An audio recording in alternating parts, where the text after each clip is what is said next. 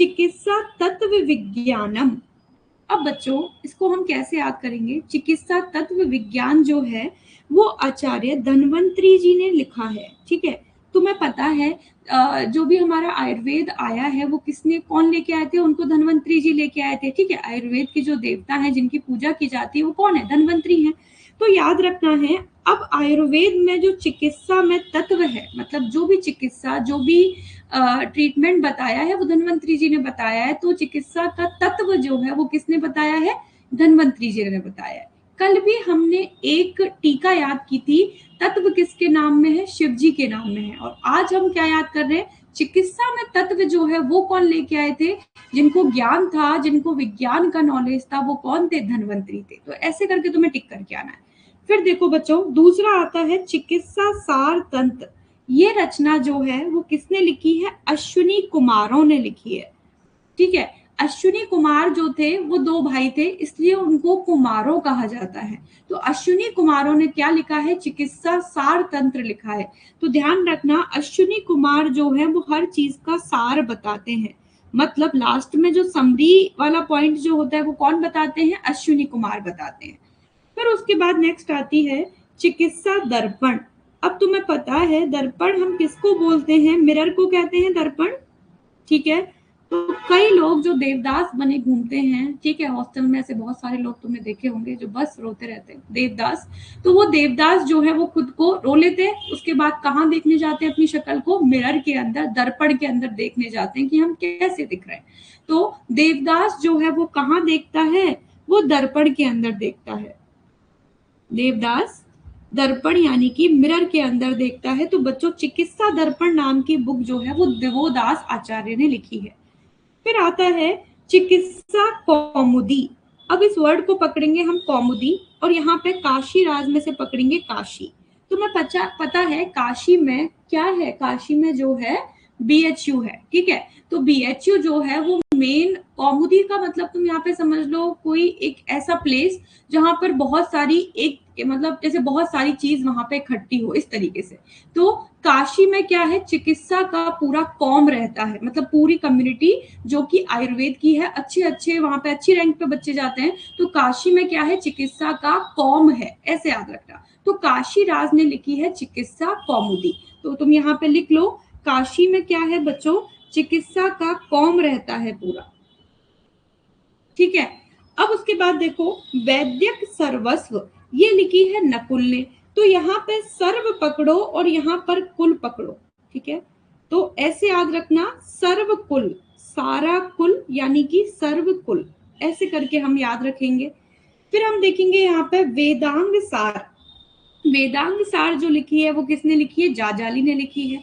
तो तुम कैसे याद रखोगे? ऐसे याद रखोगे, वेदों का जाल, वेदों का जाल। तो वेदों से याद हो जाएगा वेदांग सार, और जाल से याद हो जाएगा जाजली। फिर उसके बाद आता है बच्चों तंत्र सार, और यहाँ पे किसने लिखी है तंत्र सार? जो है वो जाबान ने लिखी है। तो कैसे याद करोगे? तेजाब, एसिड को बोलते ना, तेजाब। तो ते से आ जाएगा यहाँ पे तंत्र सार, और जाब से आ जाएगा बच्चों जाबाल, ठीक है। इस तरीके से हम याद करेंगे। फिर यहाँ पे आता है व्याधि सिंधु विमर्दन। देखो इतना बड़ा सा नाम है, इसका बड़ा सा ही यहाँ पे है, सहदेव वेदों का जाल। कैसे याद करोगे? व्याधि सिंधु विमर्दन जो है वो सहदेव वेदों का जाल। तो अगर तुमने यहाँ पे वेदों का जाल याद कर लिया तो डायरेक्टली अगर ये याद कर लिया है तो ये भी तुम्हें याद हो जाएगा। कैसे? देखो ऐसे याद रखोगे, सिंधु सहदेव, सिंधु सहदेव। तो इस वर्ड को पकड़ो यहाँ पे, सिंधु सहदेव, ठीक है। तो और ऐसे भी याद कर सकते हो, किसी चीज में संधि होती है, संधि मतलब किसी चीज में अगर कुछ लड़ाई हो गई और वहां पे संधि करवानी है, जो है उनको ऐसे बताना नहीं लड़ाई मत करो, वापस से फ्रेंड्स बन जाओ। तो किसी भी चीज में संधि होती है तो वो हर किसी की सह से होती है, मतलब सहमति से होती है। तो सिंधु में याद रखना सहदेव वाला पॉइंट आ जाएगा। फिर देखो वैत संदेह भंजन। तो भंजन का जन पकड़ोगे बच्चों और जनक का यहाँ पे जन पकड़ोगे तो कैसे याद हो जाएगा? जन जन वाला जो है वो ऐसे याद हो जाएगा। फिर ज्ञान, ज्ञान किसको है? यमराज को है। कोई भी बुरा अच्छा हम जो भी करते हैं उसका ज्ञान, सबका लेखा जोखा किसके पास होता है? यमराज के पास होता है। तो ज्ञान अर्णव जो है वो यम ने लिखा है, क्वेश्चन पूछा हुआ है। उसके बाद देखो सर्वसार, सर्वसार जो है वो बुद्ध हो जाएगा। तो बच्चों तुम्हें पता है बुधवार को किसका वार होता है? हिंदू मैथोलॉजी में बुधवार जो है वो गणेश जी का वार होता है, ठीक है। तो उसमें हमें याद रखना है सब चीजों का सार बताने वाले सर्वसारों के जो देवता हैं वो कौन है? गणेश जी हैं। और गणेश जी जो है वो बुद्धि देते हैं, तो इनका वार क्या है? बुधवार है। अभी थोड़ा सा पढ़ने में ऐसा लगेगा हम क्या पढ़ रहे हैं, लेकिन जब एग्जाम में आएगा ना तो यही ट्रिक तुम्हारे काम आएंगी। यहाँ देखो निदान, निदान जो है वो आचार्य पैल। तो कैसे याद रखोगे? नेपाल, नेपाल। तो ने से आ जाएगा निदान और पाल से आ जाएगा पैल। अब आएगा बच्चों यहाँ पे जीवादान। तो जीवादान जो है वो च्यवन, आचार्य च्यवन, ठीक है। च्यवनप्राश का नाम भी इन्हीं के नाम के ऊपर है, च्यवन। इन्होंने च्यवनप्राश जो है वो बनाया था, इसलिए इनको यहाँ पे च्यवन, च्यवन मतलब इन्हीं के नाम से उसको च्यवनप्राश बोलते हैं। तो याद रखना आजकल बुजुर्गों के लिए जो जीवन दान देने वाला है वो कौन है? वो है च्यवनप्राश। तो जीवादान जो है वो च्यवन ने लिखा है। अब यहाँ देखो वैद्य निर्णय, वैद्य निर्णय जो आ जाएगा बच्चों वो अगस्त्य आ जाएगा। तो आजकल जितने भी वैद्य बन रहे हैं, ठीक है, वो कब निर्णय लेते हैं, कब डिसीजन लेते हैं? अगस्त के महीने में लेते हैं, ठीक है। कब लेते हैं? अगस्त के अंदर। तो ये हमने याद किया। तो चलो एक और बार रिवाइज कर लेते हैं। आईज क्लोज कर लो, एक और बार मैं बोलूंगी तुम्हें याद होगा। चिकित्सा तत्व विज्ञान, अपने मन में बोलो क्या आएगा? धन्वंतरी जी आएगा। चिकित्सा सार तंत्र, ठीक है, चिकित्सा सार तंत्र जो है वो अश्विनी कुमारों का आ जाएगा। दर्पण में कौन देखता है? देवदास देखता है, तो चिकित्सा दर्पण देवोदास आ जाएगा। चिकित्सा कौमुदी, काशी में क्या है? चिकित्सा का पूरा कौम रहता है, पूरी कम्युनिटी रहती है, तो चिकित्सा कौमुदी काशीराज। सर्व नकुल करके आ जाएगा, वैद्यों का सारा कुल, ठीक है, तो सर्व कुल करके याद करेंगे। वेदांग का जार, तो वेदांग सार जो है वो जाजली आ जाएगा। तेजाब, तंत्र सार जो है वो बच्चों जाबाल आ जाएगा। व्याधि सिंधु विमर्दन, संधि किसमें करवाई? सबकी सहमति से करवाई, तो व्याधि सिंधु विमर्दन जो है सहदेव वेदों का जाल। भंजन, वैद्य संदेह भंजन, जन से क्या आ जाएगा? जनक आ जाएगा। सबका लेखा जोखा का ज्ञान किसके पास है? यमराज के पास है, तो ज्ञान अर्णव में यम आ जाएंगे। सर्वसार जो है वो बुद्ध आ जाएगा। नेपाल याद रखना है, निदान का पैल आ जाएगा। जीवन दान जो है वो च्यवनप्राश से मिलता है। और वैद्य निर्णय कब लेते हैं? अगस्त में लेते हैं। अब मुझे लगता है यहाँ से तुम एक भी क्वेश्चन गलत नहीं करके आ सकते, ठीक है। अब चलो आगे पढ़ते हैं। देखो बच्चों यहाँ पर जैसे कि हमने चरक का परिचय पढ़ा था ना स्टार्टिंग में, चरक कौन थे उनका पूरा इंट्रो हमने पढ़ा था, वैसे ही हम कुछ और आचार्यों के बारे में पढ़ेंगे। तो पहले आते हैं पुनर्वसु आत्रेय। तो बच्चों पुनर्वसु आत्रेय के संदर्भ में कुछ उपमाएं दी गई हैं। उपमाएं क्या होता है? कंपैरिजन दिया गया है इनके रेफरेंस में। इनको पूरी चरक जब हम पढ़ेंगे ना, ये वर्ड्स तुम्हें कहीं ना कहीं आत्रेय के लिए मिलेंगे। पुनर्वसु आत्रेय को संबोधित करने वाले ये वर्ड्स हैं, जिसमें चंद्रभागिन, इनको क्या बोला जाता है? चंद्रभागिन। क्यों? क्योंकि चंद्रभागा जो था इनकी माता का नाम था, इसलिए इनको चंद्रभागिन नाम से भी जाना जाता है। इनको मैत्री परहा बोला जाता है, इनको अनग बोला जाता है, इनको दोषों का सूदन, दोषों को खत्म करने वाला, दोषों का सूदन जो है वो बोला जाता है। विज्वर, जब हम ज्वर चिकित्सा पढ़ते हैं वहां पर भी मैंने तुम्हें बताया था, ज्वर जो टर्म है वो किसके लिए आता है? पुनर्वसु आत्रेय के लिए, जिनको ज्वर यानी कि व्याधि नहीं हो सकती, जिनको कोई फीवर नहीं हो सकता क्योंकि वो भगवान है, तो पुनर्वसु आत्रेय के लिए। इनके लिए ब्रह्म ऋषि, इनके लिए अग्निहोत्र, ये सारे के सारे पर्याय जो है वो पुनर्वसु आत्रेय के लिए आते हैं। फिर आता है आत्रेय जो थे अत्रि के शिष्य एवं पुत्र दोनों थे, मतलब इनके गुरुजी इनके पिताजी ही थे, ठीक है। आत्रेय के पिताजी का नाम क्या था? अत्रि था, तो वही इनके गुरुजी थे और वही इनके पिताजी थे। तो अत्रि के शिष्य एवं पुत्र दोनों थे, ठीक है। अब हम आगे देखेंगे बच्चों, चरक संहिता में 3 आत्रेयों का नामतः उल्लेख आता है। चरक संहिता के अंदर जब हम आगे आगे पढ़ेंगे, ये सब तुम्हें जिन बच्चों ने पढ़ रखा है उनको रिकॉल होगा कि चरक संहिता में 3 जगह आत्रेय 3 तरीके से अलग अलग नाम लिखे हैं। एक लिखा है चरक सूत्र 13 में पुनर्वसु आत्रेय, जिनको चंद्रभागिन संज्ञा दी है। चंद्रभागी इनकी माता का नाम था। अभी अभी ये पॉइंट मैंने तुम्हें बताया। फिर उसके बाद बच्चों चरक सूत्र 11 के अंदर कृष्ण आत्रेय का वर्णन आता है। मैंने पहले भी कई बार बताया, क्वेश्चन मुझसे वाइवा में पूछा था और बहुत ही गंदी किस्मत थी, मुझे नहीं आया था, पता नहीं चला था कि कहाँ इनका वर्णन है, ये तो पता था। तो बच्चों ऐसे भी क्वेश्चन तुमसे पूछे जा सकते हैं। बताओ कृष्ण आत्रेय का वर्णन कौन से चैप्टर में चरक में दिया गया है? तो कृष्ण आत्रेय का वर्णन जो है वो चरक सूत्र 11 में दिया गया है। ठीक है, अब आते हैं यहाँ पे चरक सूत्र 11 में एक स्पेशलिटी और है, इसके अंदर अष्टत्रिक का वर्णन है। 3-3 के ग्रुप बनाए गए हैं और कितने बनाए गए? अष्ट यानी कि 8। तो वो 3-3 के ग्रुप हम वहीं देखेंगे चरक सूत्र 11 में।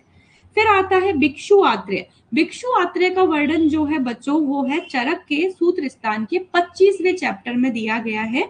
ये जो है वो कालवाद के समर्थक थे। ठीक है, तो मैंने तुम्हें ऐसे करके याद करवाया था, भिक्षु का काल, याद आ रहा है? भिक्षु का काल ऐसे याद करवाया था कि भिक्षु आत्रेय जो है वो कालवाद को समर्थ करते हैं। ये हम चरक सूत्र 25 में देखेंगे। तो ये तुम्हें रेफरेंसेस याद रखने हैं कि कौन कौन से आचार्य, मतलब कौन कौन से आत्रेय जो है वो कहाँ कहाँ वर्णित हैं।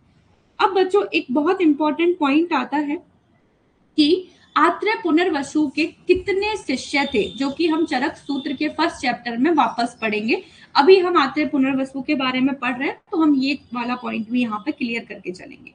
तो बच्चों पहला क्वेश्चन आएगा इसकी काउंटिंग से, कितने शिष्य थे? तो तुम्हें याद रखना है आत्रेय पुनर्वसु के 6 शिष्य थे। कितने? 6 शिष्य। एक शिष्य के बारे में तुम कल ही पढ़ चुके हो, अग्निवेश। मैंने बताया था आत्रेय पुनर्वसु कौन थे? उपदेष्टा थे। तो देखो यहाँ पे आत्रेय पुनर्वसु बैठे हुए हैं, या सारे जो इसके इनके 6 शिष्य हैं वो बैठे हुए हैं। ठीक है, यहीं पर अग्निवेश बैठे हुए हैं, इन्होंने डिक्टेट किया। अग्निवेश ने क्या बनाया? उसके बाद अग्निवेश तंत्र बनाया था।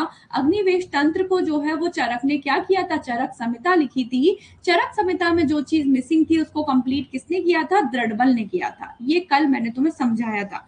तो देखो आज मैं तुम्हें अग्निवेश जी की शक्ल दिखाती हूँ। तो यहाँ पर अग्निवेश है। अब बच्चों और भी शिष्य थे, तो अग्निवेश को यहाँ पे देखो थोड़ा सा हाईलाइट किया गया है। क्यों? क्योंकि ये जो है वो इनके मुख्य शिष्य थे। इन्होंने अग्निवेश तंत्र लिखा था। जब हम चरक सूत्र 1 पढ़ेंगे आगे, तो वहां पर इनके लिए एक टर्म यूज हुआ है, बुद्धि विशेष। तो कभी कभी ये पूछा जाता है बुद्धि विशेष किसके लिए यूज हुआ है? तो वो अग्निवेश के लिए यूज हुआ है कि इनके अंदर ज्यादा बुद्धि थी। मैं नहीं मानती कि किसी के अंदर ज्यादा या कम बुद्धि होती है, नहीं। कौन क्लास में कंसंट्रेट होकर सुन रहा है और उसके बाद कौन अच्छे से पढ़ रहा है, बस वही इंटेलिजेंट होता है, इंटेलिजेंट कोई होता नहीं। ठीक है, तो बुद्धि विशेष जो है वो इनके लिए बोला गया था। बाकी के भी बहुत अच्छे थे, इन्होंने भी अपनी संहिताएं बाद में लिखी हैं। अभी हम पढ़ेंगे आगे, पीजी में भेल संहिता होती है, हारी संहिता। ठीक है, ये सब हम पढ़ते हैं। तो भेल जो है, फिर जतुकर्ण है, पाराशर है, हारित है, छारपाणी है। तो बच्चों इसमें से 3-4 तो मैं ऑप्शन में दे देंगे और पूछेंगे निम्नलिखित में से कौन कौन से अग्निवेश के शिष्य हैं, कौन कौन से नहीं है। तो हमें इनके नाम याद करने। चलो एक बार मैं तुम्हें इनको याद करवा देती हूँ। ये क्या है? पुनर्वसु आत्रेय यहाँ बैठे हुए हैं और ये इनको ज्ञान दे रहे हैं। तो देखो यहाँ पे हारीत बैठे हैं, फिर यहाँ पे छारपाणी बैठे हैं। ठीक है, यहाँ पर पाराशर बैठे हैं, यहाँ जतुकर्ण बैठे हैं, यहाँ भेल बैठे हैं, और ये देखो यहाँ पर अग्निवेश बैठे हैं। अग्निवेश अपने गुरुजी को बहुत एडमायर करते थे। ठीक है, क्यों? उनको एडमायर करके देखो ना, उन्हीं के जैसे कपड़े पहन के आए हैं। ठीक है, तो अग्निवेश सोचो किस लेवल का कंसंट्रेशन था कि अपने ही जो उन गुरु हैं उन्हीं के जैसे कपड़े पे पहन के आए। तो देखो अग्निवेश यहाँ पे ऐसा नहीं कि फर्स्ट सीट पर बैठने वाले इंटेलिजेंट होते हैं, नहीं। कहीं भी क्लास में बैठो बस अच्छे से सुनो। तो यही कंसेप्ट अग्निवेश का था। अब तुम्हें याद रखना है बुद्धि विशेष टर्म किसके लिए आया है। तो चलो मैं तुम्हें एक बार इसको याद करवा देती हूँ दोबारा से। इनके नाम अपराजित है, कैसे याद करोगे बच्चों? अपराजित है, भेल छार। 3-4 बार बोलोगे ना इस ट्रिक को तो तुम्हें ये नेम्स याद हो जाएंगे। अपराजित हैं, भेल छार। ठीक है, आ से आ जाएगा अग्निवेश, परा से आ जाएगा बच्चों पाराशर, जित से आ जाएगा यहाँ पे क्या? जतुकर्ण, है से आ जाएगा यहाँ पे हारीत, भेल से आ जाएगा भेल, और छार से आ जाएगा छारपाणी। तो अब तुम इस ट्रिक को याद रखोगे तो तुम्हें 6 शिष्यों के नाम याद रहेंगे। क्योंकि जब हम सुश्रुत संहिता पढ़ते हैं तो सुश्रुत संहिता के फर्स्ट चैप्टर में वहां पर भी शिष्यों के नाम आते हैं। याद करो जिन्होंने सुश्रुत संहिता पढ़ी थी, तो तुमसे दोनों का कंबाइन करके क्वेश्चन अच्छा बन सकता है। अब चलो उसके बाद देखो धन्वंतरी जी के शिष्य वहां पर आते हैं, ठीक है। अब तुम मुझे लिख के बता दो जरा कमेंट्स में धन्वंतरी जी के कितने शिष्य थे, और गलत मत बताना क्योंकि बहुत अच्छे से पढ़ाया था। अब चलो यहाँ देखो दृढ़बल, तो हमने आत्रेय पुनर्वसु के बारे में पढ़ लिया, अब बच्चों दृढ़बल के बारे में पढ़ते हैं। आचार्य दृढ़बल जो थे ये किसके पुत्र थे बच्चों, ये कपिल बलि के पुत्र थे। इनके पिताजी का नाम क्या था, कपिल बलि। अब बताओ मुझे चरक के पिताजी का नाम क्या था, विशुद्ध था। और चरक के गुरुजी का नाम क्या था बच्चों, चरक के गुरुजी का नाम था वैशंपायन। अच्छा, चक्रपाणी के गुरुजी का नाम क्या था, नरदत्त। ठीक है, अब मुझे तुम लिख के बताओगे कि नरदत्त ने कौन सी टीका लिखी थी, ये तुम मुझे बताओगे। ठीक है, देखूंगी लास्ट में सबके मैसेज। फिर आएगा यहाँ पे इनका काल, याद करो चरक का काल जो था वो 2nd सेंचुरी था, और दृढ़बल का मैंने बताया था 4th सेंचुरी इनका काल आएगा। ये दोनों एक ही जगह के रहने वाले थे, देखो इनका भी पंचनदपुरी है। फिर आएगा यहाँ पे इनको संपूरक या संपूर्ण कर्ता कहा जाता है। क्यों कहा जाता है, क्योंकि जो भी चरक के अंदर चीजें रह गई थी वो इन्होंने कंप्लीट की थी। ठीक है बच्चों, अब कंप्लीट करने का हर किसी का एक एक मेथड होता है ना, कि कोई किसी तरीके से अपना कोर्स कंप्लीट करता है, कोई कहीं से पढ़ रहा है, कोई यूट्यूब से पढ़ रहा है, कोई क्लास में पढ़ रहा है, सबका मेथड होता है। तो इनका भी एक मेथड था। इनका क्या मेथड था, इन्होंने श्लोच वृत्ति विधि से चरक के अध्यायों को पूर्ण किया। तो ये इनका मेथड था पूर्ण करने का। अब इसका मतलब क्या होता है, इसका मतलब ये होता है बच्चों, जिस प्रकार चिड़िया जो होती है वो एक एक दाना लेकर, मतलब सॉरी एक एक दाना नहीं, एक एक तिनका लेकर अपना नेस्ट को, अपने घोंसले को प्रिपेयर करती है, पूरा बनाती है, उसी प्रकार दृढ़बल ने छोटे छोटे से सेगमेंट्स लेकर, छोटी छोटी सी चीजों को लेकर कलेक्ट किया और चरक को क्या किया, उन्होंने कंप्लीट किया। इसी विधि को, इसी मेथड को क्या बोला जाता है, श्लोच वृत्ति कहा जाता है। तो तुमसे क्वेश्चन पूछा जाएगा, श्लोच वृत्ति विधि से किस आचार्य ने चरक को कंप्लीट किया, या फिर दृढ़बल ने किस विधि से चरक को संपूर्ण किया। तुमसे कभी कोई मीनिंग नहीं पूछेगा श्लोच वृत्ति का मीनिंग क्या होता है, नहीं, लेकिन तुम्हें फिर भी तुम्हारी नॉलेज के लिए आना चाहिए, रटना नहीं है। ठीक है, तो इनसे चरक के अध्यायों को इन्होंने पूर्ण किया। अब बच्चों तुम्हें ये पता होना चाहिए कि दृढ़बल ने कितने अध्याय जो है कंप्लीट किए थे। तो पहला क्वेश्चन तुमसे आएगा, तो दृढ़बल ने बच्चों टोटल नंबर ऑफ अध्याय जो है वो 41 कंप्लीट किए थे। कितने, 41। अब मुझे कोई बताएगा कि चरक संहिता के अंदर टोटल नंबर ऑफ टीका जो है वो कितनी है, चरक संहिता के अंदर टोटल नंबर ऑफ टीका कितनी है। क्यों, क्योंकि यहाँ पे होता है कंफ्यूजन इन दोनों चीज में और तुम गलती करके आते हो। तो बच्चों कल हमने पढ़ा था कि चरक संहिता के अंदर टोटल नंबर ऑफ टीका 43 है, याद है, जिसमें से 17 जो है वो संस्कृत की टीकाएं हैं। आज तुम एक और यहाँ पे डिजिट पढ़ रहे हो 41, तो इसमें कंफ्यूज मत होकर आना, क्योंकि वहां पे ऑप्शन तुम्हें दोनों मिलेंगे, क्योंकि एग्जामिनर को पता है तुम कहाँ गलती करके आ सकते हो। तो दृढ़बल ने जो टोटल चैप्टर कंप्लीट किए थे वो 41 किए थे। फिर इसका सब डिवीजन तुम्हें याद रखना है, चिकित्सा स्थान के अंदर टोटल 17 चैप्टर्स ऐड किए थे, यानी कि टोटल नंबर ऑफ चैप्टर्स 30 हैं, उसमें से 17 चैप्टर्स जो थे बच्चों वो किसके थे, दृढ़बल के थे। कल्प स्थान और सिद्धि स्थान में 12-12 चैप्टर ऐड किए थे। तो क्या मैं इसको ये बोल सकती हूँ कि कल्प स्थान और सिद्धि स्थान तो दृढ़बल की ही देन है। क्यों बोल सकती हूँ मैं चीज, इसलिए बोल सकती हूँ क्योंकि हमने कल पढ़ा था कल्प स्थान और सिद्धि स्थान के अंदर बच्चों टोटल चैप्टर्स ही 12 हैं। ठीक है, तो जब हम यहाँ पढ़ रहे हैं कि दृढ़बल ने 12-12 चैप्टर ऐड किए हैं, तो वो चरक ने नहीं दिए हैं, वो किसने ऐड किए हैं, दृढ़बल ने ही ऐड किए हैं। तो तुमसे ट्रू फॉल्स क्वेश्चन यहाँ पे पूछा जाए कि कल्प स्थान और सिद्धि स्थान जो है वो आचार्य दृढ़बल की देन है, उनके द्वारा दिया गया है, तो ये स्टेटमेंट बिल्कुल सही है, क्योंकि दृढ़बल ने ही 12 चैप्टर्स कल्प और सिद्धि स्थान में ऐड किए हैं। ठीक है, तो ये दोनों स्थान दृढ़बल ने दिए हैं। अब यहाँ पे काउंटिंग सारी याद रखना कि हमने क्या क्या पढ़ा है। अब आता है बच्चों देखो नेक्स्ट पॉइंट, अब देखते हैं हम चक्रपाणी दत्त के बारे में। तो चक्रपाणी दत्त जो हैं, इनको सबसे इंपॉर्टेंट क्वेश्चन जो कि पीजी में काफी बार पूछा भी हुआ है, इनको बच्चों 2 नेम दिए गए हैं, 2 टैगलाइन दी गई हैं। इनको चरक चतुरानन कहा जाता है, इनको सुश्रुत सहस्त्र नयन कहा जाता है। क्यों बोला जाता है, क्योंकि इन्होंने दोनों बुक के ऊपर टीका लिखी है। चरक के ऊपर हमने इनकी टीका देखी थी आयुर्वेद दीपिका, और सुश्रुत के ऊपर जो इन्होंने टीका लिखी है वो लिखी है भानुमति, या फिर इसको बोलेंगे तात्पर्य टीका टीका, ठीक है, तात्पर्य टीका। तो ये जो नेम्स हैं दोनों के दोनों किस पे, सुश्रुत के ऊपर चक्रपाणि दत्त ने टीकाएं लिखी हैं। तो एक ऐसे आचार्य हैं तो दोनों के ऊपर लिखी है, इसीलिए इनको चरक चतुरानन या फिर सुश्रुत सहस्त्र नयन कहा जाता है, ठीक है। तो यहाँ से तुमसे एक असर्शन रीजन क्वेश्चन भी बनता है कि चक्रपाणि दत्त को चरक चतुरानन और सुश्रुत सहस्त्र नयन कहा जाता है, तुमसे असर्शन देंगे। रीजन क्या होगा, रीजन ये होगा क्योंकि इन्होंने चरक एज वेल एज सुश्रुत के ऊपर टीकाएं लिखी हैं। और अगर तुमसे रीजन गलत करवाया जाए ना, तो कैसे करवाया जा सकता है कि यहाँ पे जो टीका है ना, इनका नेम चेंज कर देंगे, ठीक है, उनको असर्शन देंगे। ध्यान से सुनना, चक्रपाणि दत्त ने चक्रपाणि दत्त को चरक चतुरानन और सुश्रुत सहस्त्र नयन कहा जाता है, असर्शन, ठीक है।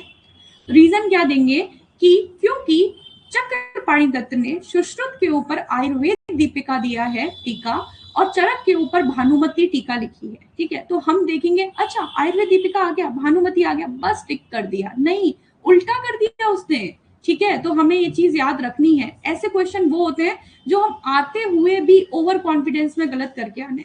तो जो क्वेश्चन तुम्हें ऐसा दिखे ना हमें आता है, उस पर थोड़ा रुक के विचार करके तब टिक करके आना है, ठीक है बच्चों। अब यहाँ देखो, वीरभूमि बंगाल मयूर ग्राम के निवासी थे, तो ये चक्रपाणि दत्त का एड्रेस है।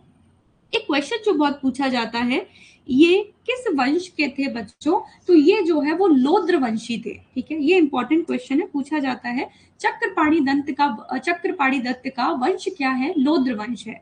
ये पॉइंट हमने कंप्लीट कर लिया। इनका काल हमने कल ही देखा था, इनका काल जो है वो 11th सेंचुरी है बच्चों। इन्होंने और भी बहुत सारी टीकाएं लिखी हैं, जिसमें से मनोरमा और शुभंकर, ये क्वेश्चन, मनोरमा खंडन और शुभंकर, ये क्वेश्चन आए हुए हैं, ठीक है। कौन कौन से, देखो ज्यादातर इनकी संग्रह करके हैं, चिकित्सा संग्रह, द्रव्य गुण संग्रह, सर्वसार संग्रह, ये हो गए। 2 चंद्रिका वाली हो गई, शब्द चंद्रिका और व्याकरण चंद्रिका, और ये दोनों इंपॉर्टेंट है, ये पीजी में आती हैं। शुभंकर किसकी टीका है, चक्रपाणि दत्त की। मनोरमा खंडन किसकी टीका है, चक्रपाणि दत्त की टीका है, ठीक है बच्चों। तो ये हमने चक्रपाणि दत्त के बारे में पढ़ लिया। अब हम आते हैं यहाँ पे कुछ इंपॉर्टेंट चीजों पर। तो बच्चों एक जब हम चरक का आगे का बुक का इंट्रो मैं तुम्हें पढ़ाऊंगी, अभी दोबारा से बताऊंगी, तो वहां पर मस्तिष्क शूल जो है वो दिए गए हैं। मस्तिष्क शूल मतलब हेडेक, ठीक है, कि कितने टाइप के हेडेक हो सकते हैं। तो बच्चों यहाँ पे हमारी जिंदगी में 4 प्रकार के हेडेक हो सकते हैं। हमारी नहीं, पहले जमाने में जो भी आचार्य थे उनके लिए 4 प्रकार के सरदर्द होते थे, मस्तिष्क शूल। एक होता था नृपति आदाता, पहले के जमाने में बच्चों। नृप का मतलब होता है राजा, क्या होता है, राजा। अगर किसी भी नगर का राजा जो है वो आदाता हो, मतलब वो अपनी प्रजा को खुश नहीं रखता हो, वहां पे कुछ भी उनको नहीं देता हो, तो वो क्या बन जाएगा, प्रजा के लिए सरदर्द बन जाएगा। तो नृपति अगर आदाता हो, नृप मतलब राजा जो है वो आदाता हो, तो वो भी सरदर्द हो जाता है। एक आएगा निरक्षर मंत्री, अगर राजा का जो मंत्री है, जो उसका पर्सनल सेक्रेटरी है, अगर वो कैसा आ जाए, निरक्षर आ जाए, उसे कुछ भी समझ नहीं आए, राजा बेचारा बोल रहा है, वो कुछ का कुछ कर रहा है, तो वो राजा के लिए सरदर्द बन जाता है, ठीक है। उसके बाद आएगा तर्क विहीन वैद्य। मान लो हमारे कॉलेज में हर तरीके के बच्चे होते हैं, कुछ बच्चे ऐसे होते हैं जो सही हो, गलत होकर भी खुद को बोलते हैं नहीं हम तो सही हैं, ठीक है। चरक सूत्र के अंदर 40 चैप्टर होते हैं हमारे हिसाब से, और हम तो मानेंगे होते हैं, ठीक है। अब तुम कितना भी समझा लो, तुम वहां पे उसके साथ तर्क यानी कि कोई भी डिबेट नहीं कर सकते। तो बच्चों तर्क विहीन वैद्य भी क्या हो जाता है, सर दर्द हो जाता है, समझ में आ गया। तो अब उसके बाद आता है प्रागुणिक चिरवासी। प्रागुणिक चिरवासी क्या होता है, अतिथि तुम कब जाओगे। तुम्हें पता है जब बहुत मतलब ऐसे अतिथि जिनको हम नहीं चाहते कि वो हमारे घर पे आए, वैसे अतिथियों का आदर करना चाहिए, लेकिन मैं तुम्हें याद करवाने के लिए बता रही हूँ। तो ऐसे अतिथि जो तुमसे आके ये पूछे आपका बेटा क्या कर रहा है, कितने मार्क्स आए उसके, हमारे बच्चे के ऐसे मार्क्स आए, तो उनसे हमें क्या लगता है, भाई जाओ, वैसे हमारे पेरेंट्स हमें डांटते रहते हैं। तो बच्चों ऐसा प्रागुणिक चिरवासी, मतलब चिर का मतलब होता है बहुत लंबे टाइम पे अगर अतिथि आके रुक जाए, तो वो भी क्या हो जाता है, सरदर्द हो जाता है। तो ये 4 प्रकार के मस्तिष्क शूल बताए गए हैं, बहुत इंपॉर्टेंट पॉइंट है, तुमसे पूछा जाएगा निम्नलिखित में से कौन कौन से मस्तिष्क शूल है, इसमें जो है वो ऑल ऑफ द एबव वाला क्वेश्चन आता है। अब आता है आयुर्वेद शाश्वत है, ठीक है। शाश्वत का मतलब क्या है कि जो नष्ट नहीं हो सकता, जो शाश्वत है, जिसका ना कोई आदि है ना अंत है। तो आयुर्वेद शाश्वत होने में 3 रीजन है। अब ये 3 रीजन मैं तुम्हें चाहूंगी कि तुम चैप्टर नंबर 30 खोलो अपने सूत्र स्थान का। और जिस बच्चे को हिंदी की काउंटिंग नहीं आती है अपनी बुक में, कोई बात नहीं बच्चों, एक बार तुम अपना चैप्टर खोलो, श्लोक नंबर 26 देखो आराम से समझ में आ जाएगा। खोलो चैप्टर नंबर 30 श्लोक नंबर 26।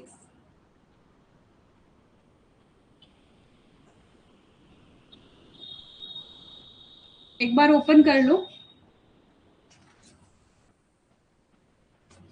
ठीक है। अब इसके अंदर देखो एक श्लोक दिया गया है, सो अयम आयुर्वेद शाश्वतो निर्देश्यते। आयुर्वेद जो है वो शाश्वत है। क्यों है बच्चों? अनादित्वात। पहला जो रीजन है तुम्हारे श्लोक में देखो, बुक के अंदर श्लोक की फर्स्ट लाइन दी गई है, सो अयम आयुर्वेदो शाश्वतो निर्देश्यते। आयुर्वेद को शाश्वत निर्देश दिया गया है। क्यों दिया गया है? वो अनादि है। अनादि मतलब जिसका ना कोई आदि है, जिसकी कोई स्टार्टिंग नहीं है, और ना ही जिसका अंत है, जिसका कोई अंत नहीं है, इसलिए आयुर्वेद शाश्वत है। Reason number 1। रीजन नंबर 2 देखो बच्चों क्या बोल रहे हैं यहाँ पे, देखो स्वभाव संसिद्धि लक्षणत्वात्, ठीक है। बोल रहे हैं इसके भावों के स्वभाव के नित्य होने से, ठीक है। इसका जो भाव है, इसमें जो भी चीजें बताई गई हैं, इनका मतलब ये है वो कैसे है बच्चों, वो नित्य है, वो शाश्वत है, ठीक है। इसीलिए यहाँ पे ये भी क्या है, शाश्वत है। फिर क्या बोल रहे हैं देखो, इसमें बोल रहे हैं आगे भाव स्वभाव नित्यत्वा। तो वही आ गया बच्चों कि इसका जो है भाव जो है वो भी क्या है, नित्य है। इसके जो लक्षण है, इस वाले पॉइंट को दोबारा समझते हैं, इसका जो लक्षण है वो क्या है, सिद्ध है। मतलब इसके जितनी भी चीजें हैं वो सिद्ध की गई हैं, वो है, इसीलिए यहाँ पे आयुर्वेद शाश्वत है। इसमें जितने भी भाव स्वभाव है वो नियत हैं। नियत मतलब जिनका कोई भी हम इसको नाश नहीं कर सकते, इसलिए आयुर्वेद शाश्वत है। तो यहाँ पे 3 रीजन बताए गए हैं। तुमसे कभी ऐसे मीनिंग नहीं पूछा जाता, तुमसे यहाँ पे असर्शन रीजन पूछा जाता है। आयुर्वेद शाश्वत है, ठीक है, असर्शन दे देंगे। रीजन देंगे अनादि होने से, स्वभाव सिद्धि लक्षण होने से, मतलब इसके लक्षण जो है, जितने भी इसके स्वभाव है वो सब सिद्ध है। और तीसरा क्वेश्चन, इसके भाव और स्वभाव क्या है, नियत है। तो 3 यहाँ पर रीजन, तीनों में से कोई भी रीजन मिल सकता है। तो ऐसा क्वेश्चन यहाँ से आता है। तुम्हें पता तो होना चाहिए ये आयुर्वेद शाश्वत वाला पॉइंट है कहाँ अपनी बुक में, तो चैप्टर नंबर 30 में है। अब आगे पढ़ते हैं। कविराज गंगाधर ने चरक संहिता के जल्प कल्प तरु टीका के प्रारंभ में, तुम्हें पता है कविराज गंगाधर की कौन सी टीका है, जल्प कल्प तरु टीका है चरक के ऊपर, जिसको हमने कैसे याद किया था, जिसको हमने गंगा जल करके याद किया था। गंगा फॉर गंगाधर, कविराज गंगाधर, जल फॉर जल्प कल्प तरु। बोलने में थोड़ा सा अजीब लगता है, लेकिन ऐसे तोड़ तोड़ के बोलोगे तो याद हो जाएगा, ठीक है। उन्होंने जो अपनी टीका लिखी है चरक के ऊपर बच्चों, जो कमेंट्री की है, उसकी स्टार्टिंग में चरक संहिता को अखिल शास्त्र विद्या कल्पद्रुम नाम से बोला है। तो तुमसे यहाँ पे क्वेश्चन आता है, कौन से आचार्य ने अपनी टीका में चरक को अखिल शास्त्र विद्या कल्पद्रुम नाम से बोला है? तो तुम बताओगे गंगाधर ने, ठीक है। उसके बाद तुमसे पूछा जाएगा कि बताओ कौन सी टीका है जिसमें अखिल शास्त्र विद्या कल्पद्रुम जो है वो चरक के लिए बोला गया है? तो बताओगे जल्प कल्पतरु टीका। तुमसे पूछा जाएगा उस टीका के राइटर कौन है? तो बताओगे कविराज गंगाधर। तो कैसे भी क्वेश्चन तुमसे आ सकता है। ये मैंने तुम्हें पहले ही बता दिया। भास्कर संप्रदाय की कितनी शाखाएं हैं? 16 शाखाएं यहाँ पर हैं। तो ये एक इंपॉर्टेंट पॉइंट है जो हमें याद रखना है। अब आता है बच्चों देखो, चरक संहिता के विषय में कुछ चीजें लिखी हुई हैं। तो कौन कौन सी इसमें चैप्टर जो है वहां पे नेम बताए गए हैं कि इस जगह पे इस चैप्टर का वर्णन हुआ है या इस जगह पे डिस्कशन हुआ है, तो वो एक ही जगह सारे पॉइंट लिख दिए गए। इनको एक बार रीड करना, ये पूरी चरक के अंदर है। जैसे जैसे हम पढ़ते जाएंगे वैसे वैसे तुम्हें ये मिलते जाएंगे। तो देखो दीर्घ जीवितियम अध्याय में तुम्हें पता है पहली संभाषा परिषद हुई थी, कल भी बताया था। पार्श्वे हिम्बते शुभे, हिमालय के एक सुंदर भाग में दीर्घ जीवितियम अध्याय में ये प्लेस का नाम दिया गया है। एक आएगा जनपदोध्वंस विमान। विमान विमान जो स्थान है उसके अंदर एक चैप्टर है जनपदोध्वंस विमान। इसके अंदर बच्चों एक जो है प्लेस का नाम आता है पंचाल क्षेत्रे कंपिल्य राजधानी। पूछा जाता है ये पंचाल क्षेत्रे कंपिल्य राजधानी ये प्लेस कहाँ से रिलेटेड है, तो बताओगे जनपदोध्वंस विमान से रिलेटेड। एक ही वहां पर एक और आता है गंगा तीरे घर्म मासम। गंगा तीरे मतलब गंगा के किनारे पर, घर्म मास, घर्म जो है वो कौन सी ऋतु होती है, घर्म जो है वो ग्रीष्म ऋतु होती है, याद है, ठीक है, तो ग्रीष्म ऋतु में। फिर आएगा यहाँ पे रक्त पित्त की चिकित्सा जो है वो पंचगंगे, ये क्वेश्चन पीजी में पूछा गया है, पंचगंगे। उदर चिकित्सा जो है ये हम चिकित्सा स्थान के चैप्टर हैं, कैलाश नंदन उपमेय, कैलाश पर्वत के ऊपर। अतिसार चिकित्सा जो है वो हिम्मत पार्श्वे। तो देखो यहाँ पे पार्श्वे हिम्मते सुबह और हिम्मत पार्श्वे का मतलब एक ही है हिंदी में, लेकिन श्लोक की अगर टर्मिनोलॉजी चेंज होगी तो तुम्हारा क्वेश्चन भी चेंज होगा।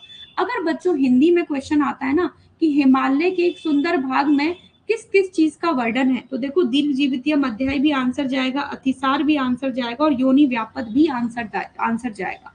लेकिन क्वेश्चन ऐसे आएगा पार्श्वे हिम्मते सुबह, तो आंसर दीर्घ जीवितियम जाएगा और हिम्मते पार्श्वे में दोनों आंसर चले जाएंगे। समझ में आ रहा है? तो अगर श्लोक का टर्म चेंज होगा तो क्वेश्चन भी तुम्हारा चेंज होगा। विसर्प चिकित्सा में देखो कैलाश किन्नर अकीर्णे, यहाँ पर कैलाश पर्वत दोनों एक ही चीज है, लेकिन श्लोक के टर्मिनोलॉजी अलग है तो आंसर अलग जा रहा है, ठीक है। वहां पर विसर्प चिकित्सा के बारे में बताया गया है। विसर्प एक स्किन डिजीज होता है, वो हम आगे पढ़ेंगे जब बताऊंगी। अतिसार क्या होता है, डायरिया को बोलते हैं। उदर चिकित्सा क्या होता है, एब्डोमिनल जो जितने भी डिसऑर्डर्स होते हैं वो उदर रोग में आते हैं, ठीक है बच्चों। योनि व्यापक देखो हिम्मत पार्श्वे ये हमने पढ़ लिए। उत्तर बस्ती सिद्धि जो है वो पंचनदपुरी। तो ये हमने कुछ प्लेसेस के नेम याद रखे हैं, डेली रिवाइज करोगे थोड़ा थोड़ा तो याद हो जाएगा, बाकी हम चरक पढ़ेंगे तो अपने आप रट जाती है चीजें। अब आता है बच्चों कुछ और पॉइंट यहाँ पे दिए गए। आयुर्वेद के आद्य उपदेष्टा तुमसे पूछे, देखो तुमसे पूछे उपदेष्टा तो आंसर मूल उपदेष्टा, तो आंसर हमेशा आत्रे पुनर्वसु लिख के आओगे। लेकिन आद्य उपदेष्टा ऐसे करके टर्म आए तो बच्चों यहाँ पे ब्रह्मा जी आंसर चला जाएगा। अगर तुम कुछ गाइड की बुक का क्वेश्चन सॉल्व करते हो तो वहां तुम्हें क्वेश्चन मिलता है, ठीक है, तो इसलिए यहाँ पे लिख दिया है। आयुर्वेद के आदि देव, आदि का मतलब होता है स्टार्टिंग वाले देवता जो है वो कौन है, धन्वंतरी जी हैं। आयुर्वेद के अक्षपाद जो है वो गौतम ऋषि को कहा जाता है। तो ये तीनों पॉइंट जो है वो तुम्हें लर्न करने हैं। अब कहा जाता है तो कहा जाता है, ठीक है, ये याद करना है। अब आएगा बच्चों यहाँ पर चरक संहिता का वैशिष्ट्य, इसको सिर्फ और सिर्फ हम रीड करेंगे। देखो चरक संहिता का वैशिष्ट्य का मतलब क्या है, जो चीज सिर्फ और सिर्फ चरक संहिता के अंदर बताई गई है और जो कहीं भी नहीं है, जो सिर्फ चरक संहिता ने दिए हैं। तो तुमसे चरक संहिता का वैशिष्ट्य पूछ ले, तुम्हें चरक संहिता का मौलिक देन पूछ ले। मौलिक देन का मतलब होता है कि कहाँ पर सिर्फ चरक ने ही जो चीज बताई है। इनको सिर्फ पॉइंट्स को रीड करना है, क्योंकि जैसे जैसे हम चरक पढ़ेंगे वैसे वैसे ये पॉइंट तुम्हें याद हो जाते हैं, ठीक है। तो देखो आचार रसायन का वर्णन जो है वो सिर्फ चरक ने दिया है। तो आचार रसायन किसकी मौलिक देन है, चरक की मौलिक देन है। संभाषा का विचार चरक संहिता में अत्यंत विस्तार से और मौलिक रूप में हुआ है। संभाषा कितनी बताई है, टोटल 7 संभाषा बताई है। देखो चरक संहिता में कुल 7 संभाषा परिषदों का वर्णन है। सेमिनार मैंने कल पढ़ाया था। एक देखो एक पॉइंट यहाँ पर आया है, कोई बताएगा ये पॉइंट कहाँ का है, कहाँ का है पॉइंट? जब मैंने तुम्हें चरक सूत्र 25 पढ़ाया था वहां का पॉइंट है बच्चों ये कि वैद्यों का समूह जो होता है निसंशय कराणाम। कहीं पर बहुत बुद्धिमान वैद्य बैठे हुए हैं और वो कोई डिस्कशन करके कोई रिजल्ट कोई आउटपुट अगर देते हैं तो उसमें कोई भी संशय नहीं है। क्यों? क्योंकि वो बहुत सारे बुद्धिमान वैद्यों ने डिस्कशन करके बताया है। तो बच्चों ये होगा निसंशय कराणाम, कोई डाउट नहीं है उनकी चीज में। तो ये अग्र प्रकरण का क्वेश्चन है, ठीक है, अग्र द्रव्यों में ये दिया गया है चैप्टर नंबर 25 का, ठीक है। तो यहाँ पे ये ऐड कर दिया। फिर आएगा लोक पुरुष साम्य सिद्धांत, पुरुषो अयम लोक सम्मितम, ऐसे करके एक श्लोक आएगा, आगे पढ़ाऊंगी। चरक की मौलिक देन है, जस्ट फर्स्ट चैप्टर में हम पढ़ेंगे, ये चरक की मौलिक देन है। प्रमाणों में युक्ति को स्थान देना, जो चरक ने जो प्रमाण बताए हैं उसमें युक्ति को ऐड करना किसकी देन है, चरक की मौलिक देन है। प्रमाण के लिए तुम्हें पता है परीक्षा शब्द का प्रयोग हुआ था जब हमने पढ़ा था चरक में आगे, प्रमाण के अंदर परीक्षा शब्द का चरक सूत्र 11 में हमने पढ़ा था, ठीक है। पुरुषम पुरुषम विक्षय सामान्य विशेष, ये समन्वय चरक की विशेषता है। फिर देखते हैं दशविध परीक्षा व दशविध परीक्षा भाव रोग विज्ञान के क्षेत्र में ये सब चरक की मौलिक देन है, इसको हम आगे पढ़ेंगे। चरक की मौलिक देन स्वभाव उपरमवाद है, ठीक है। स्वभाव उपरमवाद किसकी देन है? वो हमारे पास चरक की मौलिक देन है। रसायन के विषय का विशद व विशिष्ट वर्णन चरक की मौलिक देन है। रसायन जो है वो तुम्हारी चिकित्सा स्थान का पहला अध्याय रसायन ही होता है, वो चरक की मौलिक देन जो पूरी तरीके से विस्तार रूप से उन्होंने वर्णन किया है। रसायन के अंदर एक चैप्टर के अंदर फर्दर 4 डिवीजन होते हैं, ठीक है, वो हमने पढ़ा था। फिर आते हैं द्रव्यों को रचना अनुसार व कर्म अनुसार वर्गीकरण सर्वप्रथम चरक संहिता में मिलता है। अभी हम यहाँ पे 4th चैप्टर महाकषाय वाला पढ़ेंगे, वहां पर देखेंगे इसको। वहां पर देखो 50 महाकषायों का वर्णन है कर्म अनुसार, मतलब उनके पर्टिकुलर ड्रग के क्या क्या एक्शन होंगे बच्चों उसके अनुसार। अब मुझे बताओ, देखो सुश्रुत संहिता में तुमने गढ़ पढ़े थे, वहां पर जो गढ़ों के नाम थे, जो उनका नॉमेनक्लेचर किया गया था, जो उनके नामकरण किया गया था बच्चों, वो किसके ऊपर बेस्ड था?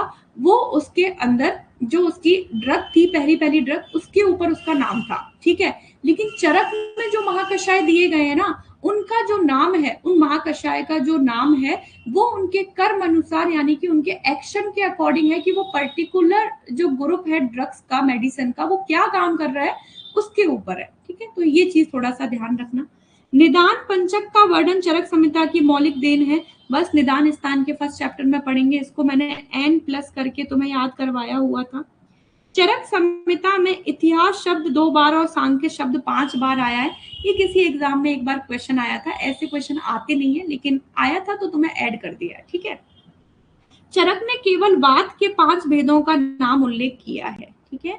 फिर देखेंगे ओज को मधु कहा है, ओजो मेह को मधु में, और ओज का रस जो है वो मधु बताया है। फिर देखो यहाँ पर चरक ने पुरुष एवं चिकित्सा को षोडश कला युक्त माना है, तो इसको तुम पढ़ोगे आगे।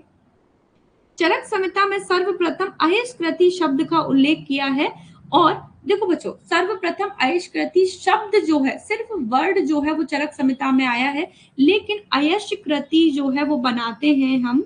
अयशकृति तुमने रसशास्त्र में बनाया होगा, ठीक है। इसके अंदर यहाँ पे सर्वप्रथम इसका जो वर्णन है, जो डिटेल डिस्क्रिप्शन जो है वो सुश्रुत संहिता के अंदर है, और अयशकृति शब्द जो है, जो वर्ड सबसे पहले यूज हुआ है वो चरक संहिता में हुआ है। तो इन दोनों में थोड़ा डिफरेंस है। आतुरालय, सूतिकागार और कुमारगार का वर्णन यहाँ पर आया है, ठीक है। फिर यहाँ पर देखो फिर क्या बोल रहे हैं बच्चों, चरक संहिता में कुल 68 आचार्य और 14 देशों का नाम उल्लेख है, ये तुम पढ़ चुके हो। जैसे कि अन्य संहिता के बारे में यहाँ और लिखा हुआ है, सुश्रुत में 10 हैं, अष्टांग संग्रह में 38 आचार्य हैं, अष्टांग हृदय में 19 आचार्य हैं, माधव निदान में 80 आचार्य हैं, और काश्यप में 15 आचार्य हैं। वैसे चरक के अंदर 68 आचार्य हैं, तो इनको अगर तुम रीड कर सको तो कर लो, ज्यादा पूछा नहीं जाता, ठीक है। चरक का ही क्वेश्चन आता है 68 आचार्य वाला। सूत्र स्थान में 7 चतुष्क और 2 संग्रह अध्यायों का वर्णन है, ये हमने कल पढ़ लिया। कौन कौन से हैं? भेषज चतुष्क, स्वास्थ्य चतुष्क, निर्देश चतुष्क, कल्पना, रोग और योजना, और अन्नपान। चरक संहिता में कुल 12,000 श्लोक है। वर्तमान में इनमें से 9498 श्लोक तथा 9295 सूत्र उपलब्ध हैं। चरक संहिता में टोटल 1950 औसत योगों का वर्णन है। याद हो जाए ठीक है, नहीं हो तो कोई बात नहीं। विभिन्न ऋषि और चिकित्सक, उनके देश यहाँ पे चरक सूत्र 1 में बताया गया। तो ये हमारा यहाँ पे कंप्लीट हो गया चरक संहिता का इंट्रोडक्शन बच्चों। और कल मैं तुम्हारी बुक के अंदर यहाँ पे एक बार इसको बुक से दिखाऊंगी कि सेम चीजें हमने कहाँ कहाँ से पढ़ी हैं। तुमने पूरा कंप्लीट कर लिया, बस बुक में तुम्हें दिखाना आना चाहिए कि कहाँ पर है। कल को तुम बच्चों को पढ़ाओ तो तुम बता तो सको हमने कहाँ से पढ़ा।